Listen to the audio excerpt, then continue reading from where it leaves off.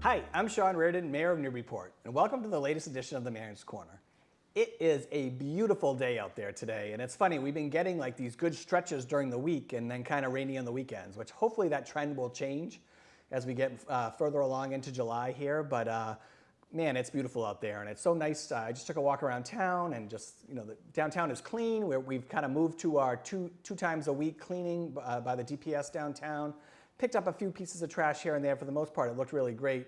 It was nice to see people already out in the outside dining tables, hanging out. La Rosa's just opened up on Market Street. They had people out there for lunch today, so it's just a great day to be out and about downtown. But just so excited that the warm weather is finally here. I think it's going to be 85 degrees tomorrow and sunny, so that's awesome. Awesome news that we're finally getting some good weather here in Newburyport. First of all, happy Pride, everybody. Wow, we had a wonderful kickoff to Pride last weekend. Friday we had our flag raising. That's the fourth time I've been able to do that. Fourth time I've been able to do that since taking office, which is pretty great. We have a wonderful nonprofit group, Newburyport Pride, now set up here, and they just had a host of events set up. But the flag raising's just really special for me because we do it here at City Hall. We always get a great crowd. We had amazing speakers this year. Kathleen Shaw and Mary Delay spoke, and then Tara Luciano, who also works for the city, but then is also a member of Newburyport Pride, just does a great job. So it was just a feel-good event on Friday. The weather cooperated, which was great. And then Saturday, we had the parade. Again, this is our third time we've done the parade. And we had a great turnout, good music, a lot of fun, a lot of great outfits. We had a wonderful celebration at the end of the parade here in Brown Square in front of City Hall, and the weather cooperated there as well. So just hats off. Pride is here. I hope everyone has a great Pride Month. There are things throughout the city all month, so if you want to look for events, you can go to Newburyport Pride. They have their own website and their own schedule of events, and we'll try to push out those events too. But we had a really great first weekend of Pride here in Newburyport. Congrats to the class of NHS 2025. They had their graduation this past weekend, another great event. Saturday, we got the car parade in. That is a leftover of COVID. One of the good things to come out of COVID was this new tradition called the Senior Car Parade that ends up at, kind of tours the schools that everyone attended, so Bresnahan Middle School, and then ends up at the high school. And then the NEF gave each member of the graduating class a class picture. So we gave them to them at the top of the driveway at the high school. And it was just great. I love seeing all the cars decorated. I love seeing how excited the students are and the graduates are, but also the parents and the extended family who like to take part in it as well. I have a junior, so I'll get to take part in all these things next year when my daughter's a senior. But it was great. And then graduation was just perfect. Perfect day. Probably one of the cooler graduations I've ever been to as far as temperature. But three great speakers, Kaylee Simons, Lizzie Homer, and Theo Roberts were just awesome. And it was just a feel-good day. So congrats to the class of 2025, and good luck whatever your next chapter is. What else is going on in the city? So I submitted to the council last night. There was a city council meeting last night, not always on a Tuesday, so it was a little unusual. We had school committee on Monday, and because of that, we had city council on Tuesday. They had an interesting meeting, but some of the things that I submitted to their meeting last night is, first I submitted the names of my appointees to the Andrew R. Curtis Memorial Fund Committee. Again, for those of you that don't know, so this fund kind of came out of the blue a couple years ago, and we finally crossed a few legal hurdles, and now we're at the point where this fund that, it was a grandson of someone that was mayor of Newburyport back in 1897 or 96. Andrew R. Curtis, his grandson, Wayne, left all this money to the city, and it has to be used in a charitable way. But it's the money that city gets to spend every year, and it really has no strings attached to it. So we believe that we'll get at least $250,000 to $300,000 a year to do whatever we want with. So we came up with a committee that's going to decide what we do with that, and the makeup of the committee is I get to have someone from my administration on there, so there's one spot. Then I get to nominate 4 residents, which is pretty great. So I put those nominations in this week, so those are in there, and they have to be from a different ward, right? So I can't have 2 people that live kind of in the same area in town. They have to be kind of spread out in different wards. And then there's going to be 2 city councilors that serve on it. So I submitted Brian Callahan, who's currently on our school committee, I submitted Stacy McMillan, who lives in Ward 4, Dana Reimer, who lives in Ward 5, and Ray Feltz, who lives in Ward 6. So I'm really excited. These are 4 just amazing individuals, and I was so appreciative that they were willing to step up for this Andrew R. Curtis committee. And I know we're going to have some great projects that we're going to be able to utilize with that money.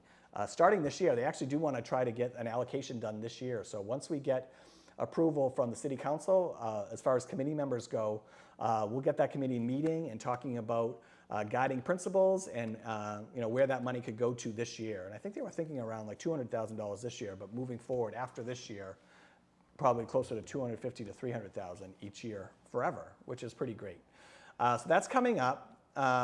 What else? Project updates. So we do have some projects that are finishing up around town. First of all, the streets and sidewalk work is still happening all over town. We think by mid-June that will be done. And the only street that will be left on the list to do will be State Street. And like I said before, we're going to wait and get through the outdoor dining season. And so like around mid-September, we're going to put the parklets away for outdoor dining. And then from hopefully mid-September to mid-October, we'll work on finishing the street work and the sidewalk work that's going to happen on State Street. We're also working on, we're working with our Senator Bruce Tarr, who put in an earmark in the budget for helping us do more lanterns up State Street. So like from Pleasant Street to say like the Institution, we don't have those old lanterns like we do around the rest of the city. For the last couple of years, we've had this massive downtown lighting project that we've been replacing these lanterns all around. I think we've done over 70-something lanterns already. And there's a plan in place to replace the others, but there was no plan in place to add to the lights down there. So Senator Tarr was able to find some money for us. Nothing's official yet, but it looks like we're going to get some money from them. And then I'll be asking City Council to put in funds from the parking fund for downtown improvements to finish off. And why that's important right now is that if we're going to pave State Street in September, there's going to have to be a lot of digging up and electrical work that needs to be done. So we're going to hopefully do that work prior. So we're hoping in August we'll get that electrical work done. And then we'll go from there. So that's all in the works. But again, some great projects around our streets and sidewalks. The tennis courts down at the middle school, 3 brand new tennis courts to kind of go with the 2 we already have. We were hoping that we'd get the girls and boys on their state tournament run here a chance to play on those new courts. They are pretty much done, but they're not going to be able to play on them. So we're going to do a ribbon cutting, I think, next week. But those teams aren't going to be able to play on them because if those teams both win this week, I'll get to that later, they won't be playing in Newburyport. They'll be playing somewhere else. So really excited about that. They look great. And again, that's just going to be such an asset to the city, and particularly the Newburyport High School tennis team moving forward. Having 5 courts, they can actually host state tournament games here and not have to play out of town like the boys have to do today. They have to go play at Pawtucket.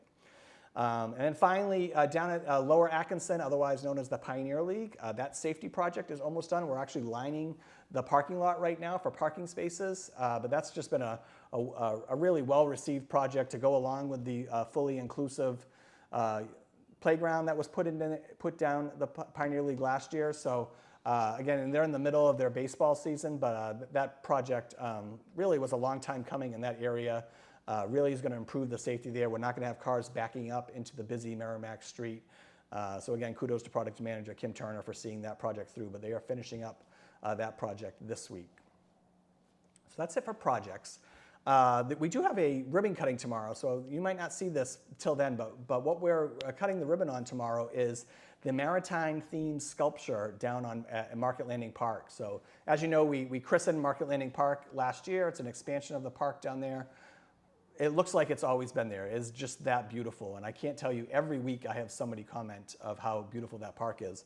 So one of the things that we worked on was that we wanted to have some sort of artwork down there to kind of speak to our maritime past and our history, particularly around clipper ships and whatnot. So working with the newly formed Public Art Committee, which Kim Turner on my staff is the city liaison to, we went through this process of picking an artist to do a sculpture down there.